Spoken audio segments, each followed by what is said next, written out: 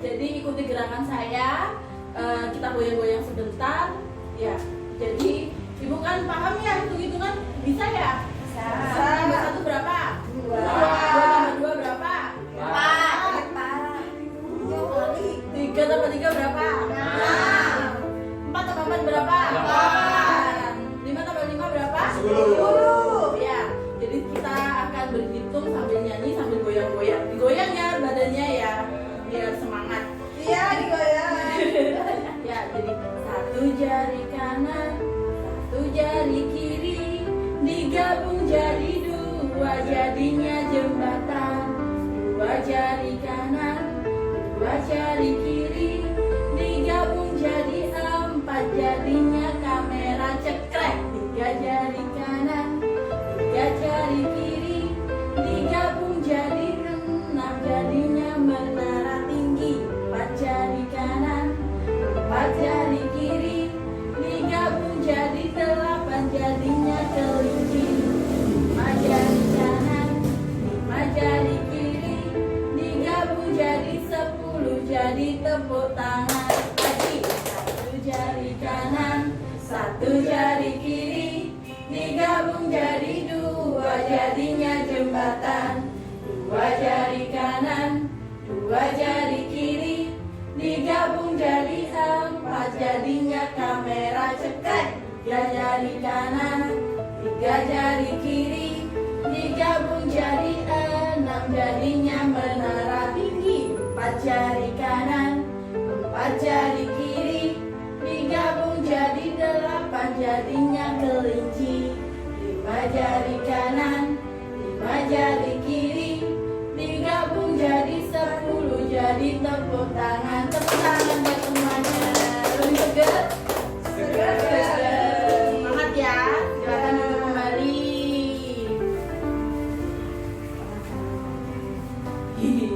Izin berangkat ya. Oh iya monggo. Ya. Selanjutnya kita langsung masuk ke materi di langkah di poin kelima ya Bu ya. Nah di poin kelima ini silakan Ibu membuka buku pintarnya halaman 71 Ibu tentang mengumpulkan informasi. Monggo. Jadi tadi yang nggak punya bisa join sama temennya ya, bisa gabung sama temennya ya. Jadi sekarang di situ ada cerita ya Bu ya tentang mengumpulkan informasi. Nah, saya pengen tadi kan sudah dibentuk 4 kelompok ya. Ada kelompok hasil, untung, maju, sama langgeng. Ada 4. Nah, saya minta perwakilannya dari kelompok hasil dulu. Ibu Fitri, tolong dibacakan nomor 1 Bu. Monggo.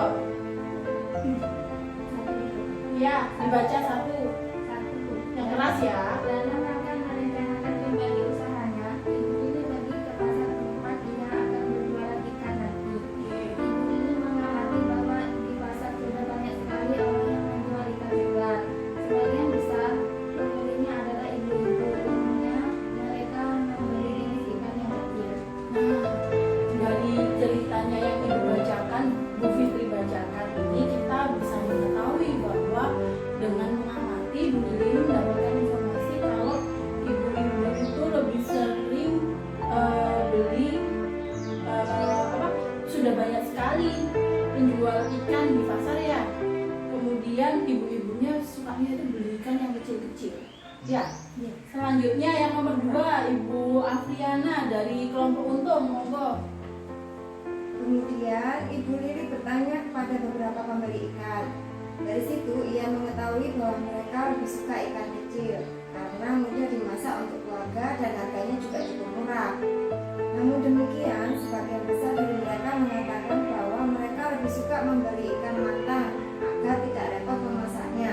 Sayangnya, belum banyak orang yang menjual ikan matang. Ya, terima kasih Bu Afriana. Jadi kita dari cerita ini dengan bertanya Bu Lili itu juga mendapatkan informasi bahwa orang-orang itu lebih senang kalau ikannya itu sudah matang ya Bu ya. Bukan masak. Jadinya lebih praktis gitu ya. Kemudian di sana juga jarang orang jual ikan matang ya. Tuh. Kemudian yang nomor 3 kelompok maju Ibu Novita, silakan.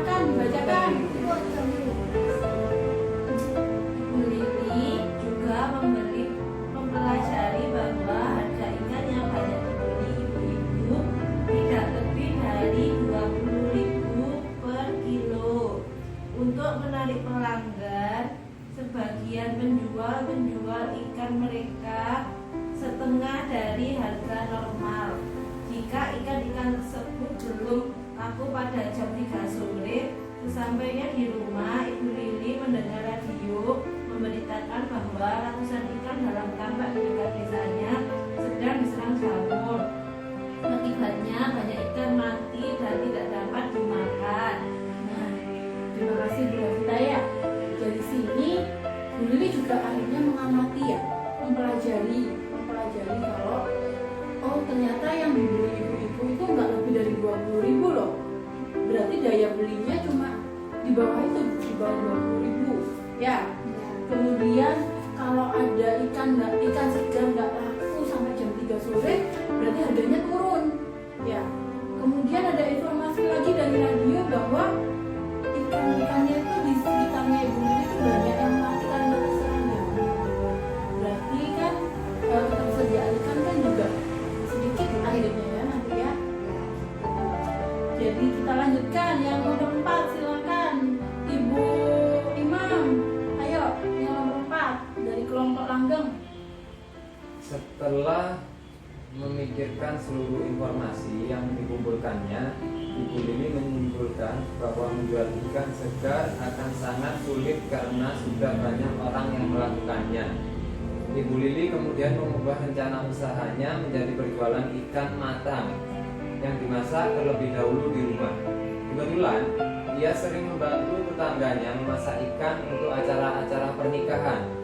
Ia akan membeli ikan, sedang berdagang di sore hari agar dapat harga yang murah.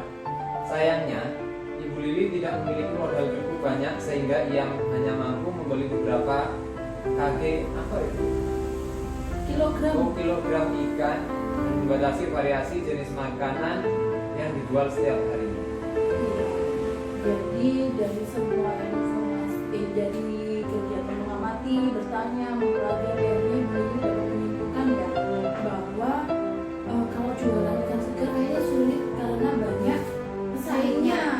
Nah, jadi lebih baik Bu Lili itu berjualan ikan matang yang sudah dimasak. Ya, kebetulan Bu Lilinya juga pintar dalam mengolahnya ya. Namun Bu Lili juga memiliki kendala, modalnya nggak cukup nih ya. Nah, jadi dia membatasi bagaimana variasi masakannya nanti gitu ya. Jadi Bu, dari informasi yang dapat dikumpulkan oleh Bu Lili tadi itu bisa sangat berguna untuk menilai ide usahanya Bu Lili. Jadi Bu Lili bisa mengetahui tentang kekuatan, kelemahan, peluang dan ancaman dari ide usahanya tersebut. Ya. Kemudian saya akan langsung ke flip chart ya Bu ya. Ke flip chart ini yang sudah ditempel di tembok ini, flip chart tentang mengembangkan dan menilai kelayakan usaha. Ya Bu. Jadi pada saat mengembangkan dan menilai kelayakan usaha itu perlu diperhatikan bahwa ada dua hal yang bisa kita gunakan untuk mengembangkan dan menilai kelayakan usaha. Dua hal ini apa saja? Yang pertama tentang yang mendukung usahanya, ya. Yang kedua tentang yang menghambat usaha. Nah, pada yang mendukung usahanya ini Bu harus dilihat kekuatan dan peluangnya. Ya, kekuatan apa saja kelebihan usaha kita dibandingkan usaha yang sejenis. Nah, dari ceritanya Ibu Lili tadi kita tahu bahwa kekuatan yang dimiliki usahanya Bu Lili ini pinter loh masak ikan balado, lebih enak daripada ibu-ibu yang lainnya. Ya, itu kekuatan yang dimiliki sama Ibu Lili. Ya, kemudian peluang apa saja yang ada di luar usaha kita namun dapat memberikan pengaruh positif. Jadi dari informasi yang tadi didapatkan Bu Lili jadi bisa tahu, oh ternyata ibu-ibu itu lebih senang ikan matang loh daripada ikan segar. Udah nggak repot, nggak repot masak, udah dapet gitu. Terus harga jual ikan baladonya bisa murah karena tadi Bu Lili tahu kalau jam 3 ke atas harga ikan jadi setengahnya, jadi dia bisa beli sorenya ya. Jadi harga ikan lebih murah memberikan peluang untuk mendukung usahanya, gitu ya. Kemudian dilihat lagi hal-hal yang menghambat usahanya. Jadi dilihat kelemahannya apa sih, apa saja kekurangan usaha kita dibandingkan usaha lain yang sejenis. Jadi tadi kelemahannya Bu Lili itu masakannya itu nggak bisa bervariasi ya, nggak bisa beragam karena ketersediaan modal yang ada. Itu.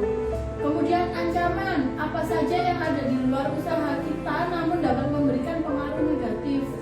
Tadi sudah diketahui dari radio bahwa ketersediaan ikan itu terbatas karena kena jamur. Jadi banyak yang mati sehingga mengakibatkan ketersediaan ikan terbatas dan harga ikannya jadi naik. Ya, jadi dari informasi-informasi yang didapat oleh Bu Lili bisa mengetahui kekuatan, peluang, terus kelemahan dan ancaman yang dimiliki untuk menilai apakah ide usaha ini layak nggak ya dijalankan. Nah, kita akan lanjutkan ya Bu ya. Kelemahan dan ancaman yang dimiliki Bu Lili itu bisa nggak ya untuk diselesaikan. Jadi kita harus penting sekali untuk memikirkan cara untuk mengatasi kelemahan dan ancaman dalam ide usaha kita. Gitu ya. Jadi menurut Ibu nih ya, dari kelemahannya Bu Lili, masakan yang dijual itu tidak ada variasinya. Ya. Nah, itu bagaimana solusinya, Bu? Bagaimana?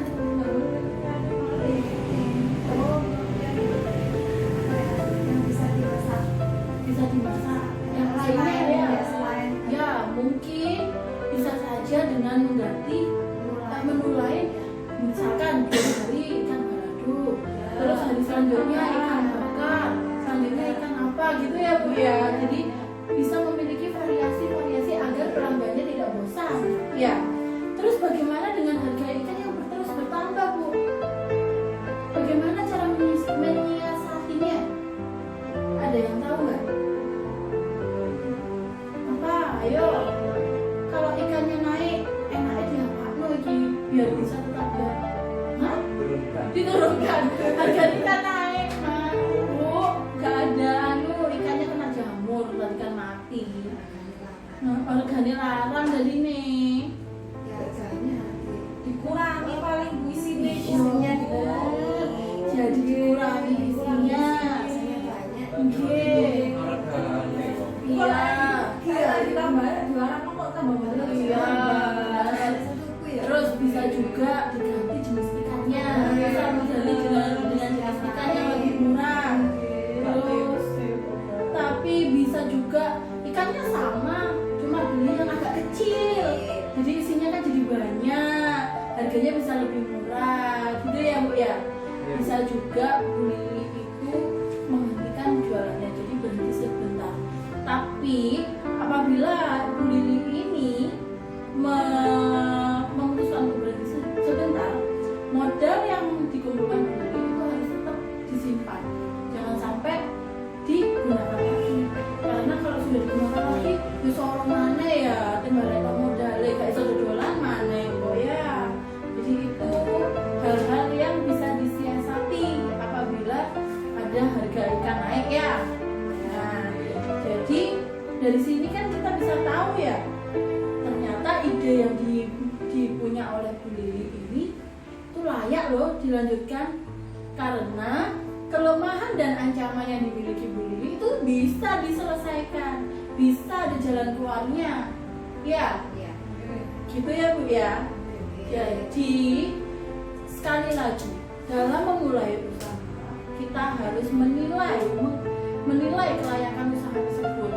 Lihat kekuatannya, peluangnya, kelemahannya, ancamannya, dilihat lagi. Apakah kelemahan dan ancaman ini punya solusi?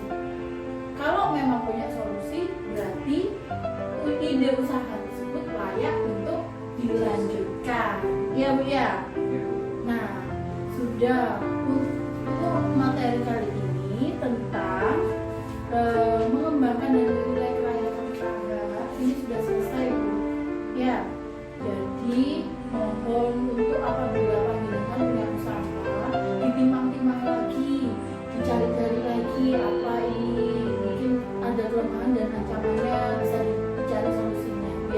ide usahanya itu juga lebih menguntungkan ya.